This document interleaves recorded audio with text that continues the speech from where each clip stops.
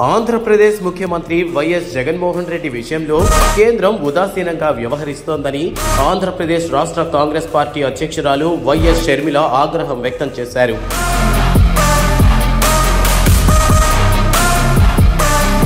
జగన్ అవినీతిపై కేంద్రం ఎందుకు చర్యలు తీసుకోవడం లేదని ప్రశ్నించారు.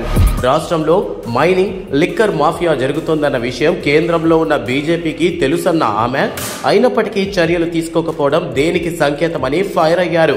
పరోక్షంగా జగన్ బీజేపీతోనే ఉన్నారు కాబట్టి చర్యలు లేవని విమర్శించారు.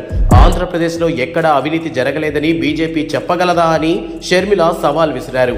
ప్రధాని మోదీ, సీఎం జగన్లు కలిసి ఏపీకి అన్యాయం చేశారన్న షర్మిల, వారి మధ్య రాజకీయంగా ఫెవికాల్ బంధం ఉందనే విషయం అర్థమైందని స్పష్టం చేశారు.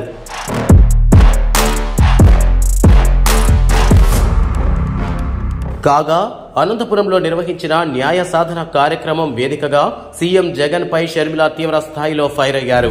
3 రాజధానుల పేరుతో రాష్ట్రానికి కనీసం ఒక్క రాజధాని అయినా లేకుండా చేశారు. వ్యవసాయం అధ్వాన్న స్థితిలో, రైతులు దీనావస్థలో ఉన్నారు. ప్రజలను ఆదుకోవడంతో ప్రభుత్వం విఫలమైంది. ఓట్లు అడిగే హక్కులు వైసీపీకి లేదు. జగన్ పాలనలో ఒక్క ప్రాజెక్టు పూర్తి కాలేదు. నాసిరకం మద్యం ప్రజల ప్రాణాలు తీస్తోంది.